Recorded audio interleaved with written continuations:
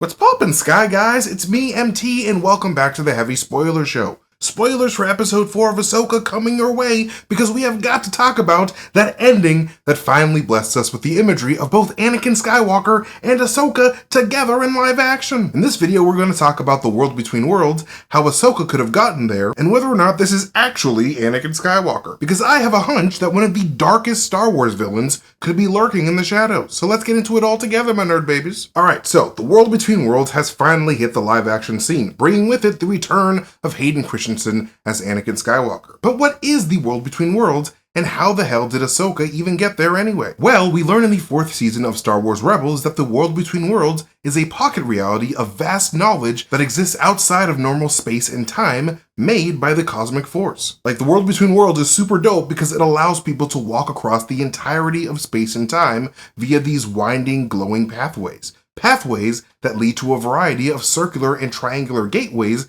linked to various planets across the cosmos, specifically planets with some type of Force temple on them, like the Dark Force temples on Malachor and Coruscant, as well as the Jedi temple on Lothal. For example, when Ezra first arrives in the world between worlds in Rebels Season 4, he does so after opening the portal at the Jedi temple on the planet Lothal that unlocks after he uses the Force on a magic mural of 3 divine figures known as the Mortis gods, composed of the daughter, the father, and the son. This trinity of Force gods that protect the world between worlds are closely associated to the life of Ahsoka Tano. In fact, these Mortis gods are directly responsible for ending Ahsoka Tano's life, but also for miraculously saving Ahsoka's life twice in the past. So I guess that makes up for the murder?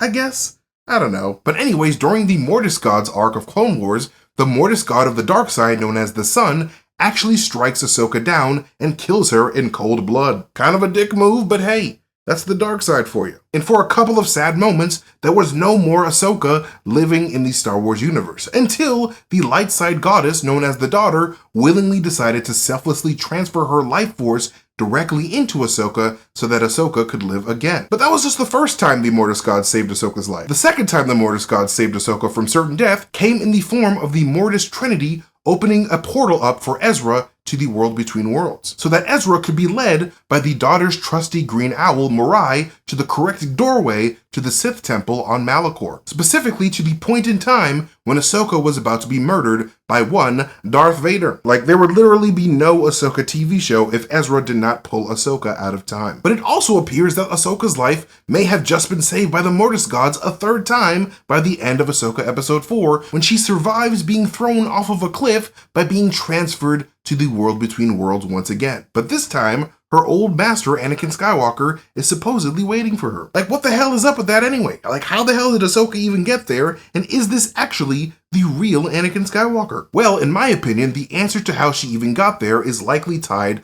to one of the last things that Ahsoka did before she fell, which is burn the shit out of her hand after trying to grab onto a star map roasting on an open witch fire. Why would you do that, Ahsoka? That ball is hot. That's right, everybody. I believe that the star map and its links to the Mortis gods is exactly what teleported Ahsoka to the world between worlds instead of her falling to her death. Especially after examining the clues left behind in the star map pedestal room in the Arcana ruins from episode 1. In one of my previous Ahsoka videos, where I essentially tell you guys that the world between worlds is coming, and it did. This is the happiest day of my life.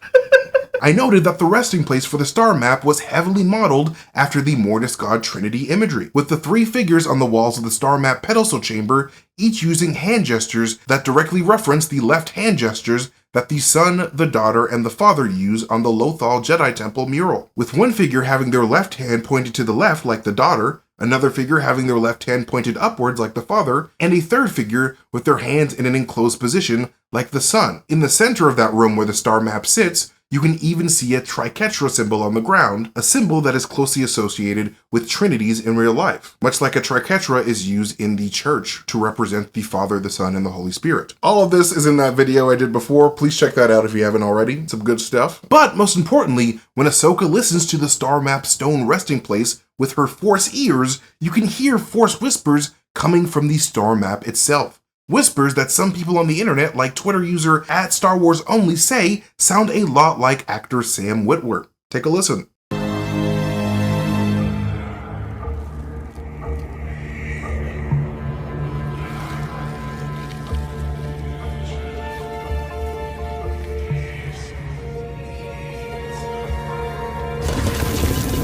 While this specific person on the internet thinks that Ahsoka is listening to the voice of Sam Witwer's depiction of Darth Maul because of the overall Mortis God Trinity symbolism of the Star Map Chamber, I'm more inclined to believe that we're actually hearing Sam Witwer in his role as the Son, the very Mortis God who took Ahsoka Tano's life. When we first meet the Son in the Clone Wars series during the Mortis Gods arc, the Son was obsessed with the idea of corrupting the Chosen One, Anakin Skywalker. So much so that the Son even managed to manipulate Anakin Skywalker to the dark side completely as the Son's apprentice before Palpatine even did so in Revenge of the Sith. And the Son did this by cursing Anakin with cosmic knowledge. The Son showed Anakin visions of his dark future of losing Padme and becoming the Sith monster Darth Vader. And Anakin's fear of being too weak to stop that very future from happening is all the Son needed to secure his new apprentice. And the Son would have escaped with his dark apprentice Anakin to destroy both the Jedi and the Sith and rule the galaxy together with the power of the dark side if it wasn't for the Father's wise decision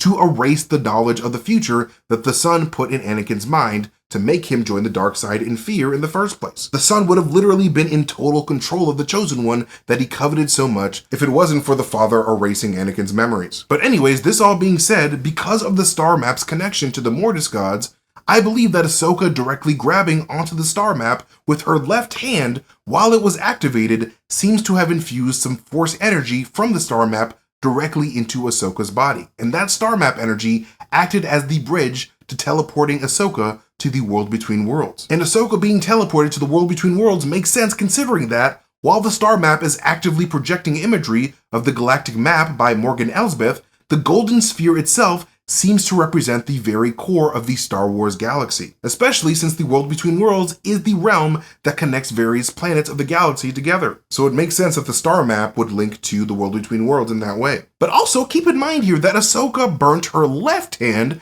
after trying to grab that star map, much like how the left hands of the Mortis gods were emphasized in both the Lothal and Arcana ruins. I definitely feel that this was intentional to symbolically link Ahsoka to the Trinity holding the star map on the Arcana walls. But the big question still remains here.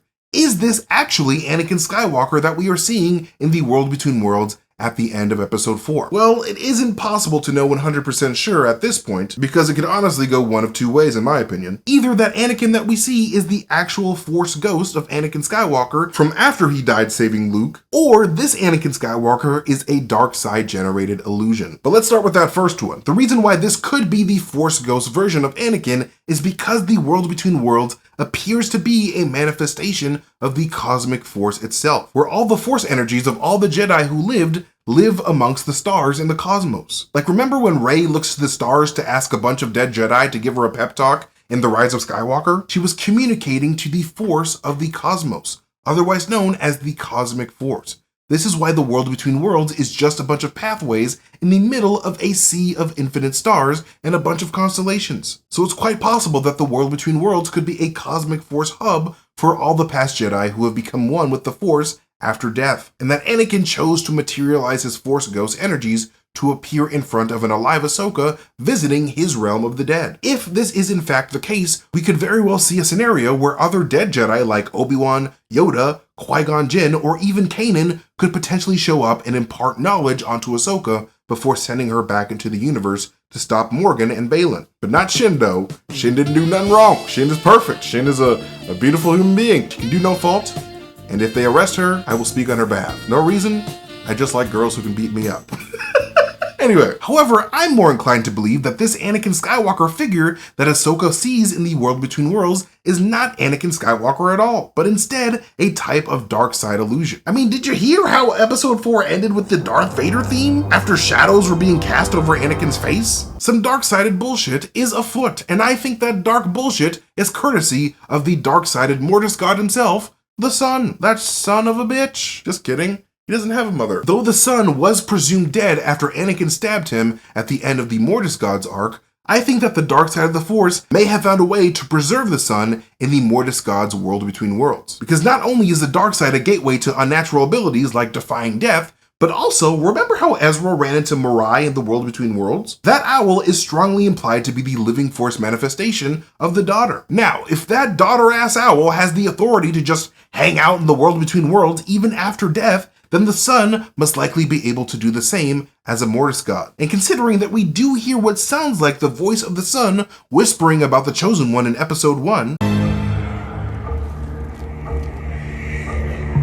I would not be surprised if it was revealed that Anakin was actually just the Son shapeshifting himself into a form that would disarm and manipulate Ahsoka. Much like when the Son shapeshifted into Anakin's mother in order to manipulate him during the Mortis Gods arc. But why would the Son need to do all of this? Why would he need to trick Ahsoka with her dead master when he's so damn powerful? Well, my theory is that, much like in the Mortis Gods arc, the Son is trying to free himself from a realm that he finds himself trapped in. First, in the Clone Wars, he tried to escape his homeworld of Mortis to rule the universe with Anakin Skywalker. And now in the Ahsoka show, I think that the Son needs Ahsoka's help to escape the Worlds Between Worlds pocket reality, likely through the means of a living vessel. It would basically be a reverse situation to the last time Ahsoka was in the World Between Worlds, and Palpatine needed a living host inside that World Between Worlds to let him in. But this time, the Son would want to get out. And since the World Between Worlds is a realm of infinite cosmic knowledge from across all time, I can definitely see the Son trying to manipulate Ahsoka into joining the dark side by feeding her future knowledge of the thing that she fears the most. Future war. Ahsoka does not want another war to happen. But we, the audience, know that the First Order are coming to the Star Wars universe to fight another Star War with General Leia's resistance. But Ahsoka herself has no idea of these future events. So I can see the Son using the World Between Worlds to show Ahsoka both Supreme Leader Snoke and Kylo Ren's coming reigns of terror and death to try to get her fear and despair to lead her to the dark side, just like he did with Anakin. Then, if the Son could manipulate Ahsoka into not walking away from his fake Anakin like she did with the real Anakin, then the Son could theoretically use Ahsoka as his dark side vessel to enter the real universe once again, or just to use her as a new apprentice. Because you gotta remember, Ahsoka does have the life energies of the daughter living inside of her being after all. And the Son is historically obsessed with the daughter. So I can see the Son wanting to possess Ahsoka as a way of possessing the daughter after she died. But anyways, that is what I believe is happening with the World Between Worlds and Anakin Skywalker. What did you guys think about episode 4, and what do you guys think is going to happen in episode 5? Let us know in the comment section below.